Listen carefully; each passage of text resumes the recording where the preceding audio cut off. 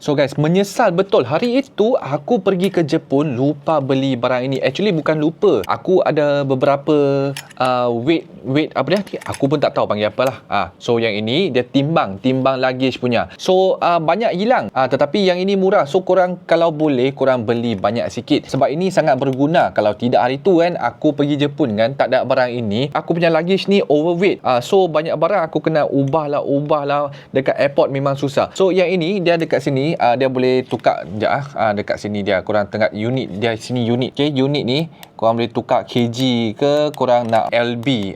Lepas tu Celsius Fahrenheit macam ni. Kg LB Celsius Fahrenheit. So macam mana nak pakai? Banyak orang dah tahu dah tapi banyak orang dia masih tak tahu. Mari aku tunjukkan. So macam timbang kaki tu korang berdiri kan. Yang ni dia terbalik opposite lah. So biasanya kita gantung dekat luggage lah. Tetapi aku dekat video ni malas nak gantung-gantung bagi korang tengok. So drone ni macam example kan. Korang letak macam ni. Ni drone ni kita anggap sebagai luggage. So ni kita gantung, kita letak macam ni. Letak macam ni saja. So korang angkat macam ni. So dia akan bagi tahu korang contoh macam drone korang 1.36 kg.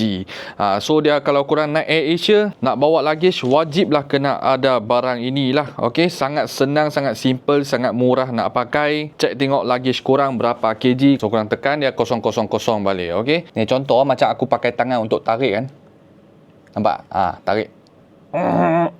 Tarik macam ni, okey. Dia sampai 30 lebih kg dia pun boleh measure. Sampai korang angkat kuat-kuat pun dia tak patah. Geng-geng yang tiap-tiap kali travel suka naik flight bawa luggage banyak-banyak ataupun melancong suka beli barang balik banyak-banyak, barang ini wajib kena ada. Kalau tidak korang memang susah nak masuk check-in baggage. Nanti dia over sikit korang kena buka ataupun barang korang kena buang macam Adrian dekat Jepun. So aku letakkan beg kuning bagi korang. Serius geng, korang travel korang wajib kena ada. Yang ini dia special sikit. Sebab apa tahu? Dia boleh cek suhu Celsius Fahrenheit. Dia bukan saja timbang. Tengok macam dekat bilik aku lah. 30 Celsius, 86 Fahrenheit. Okay, so ini dia special sikit. Dia ada lampu LED. Setengah dia tak ada. So barang ni pun senang hilang. Kalau boleh beli 2 spare lah.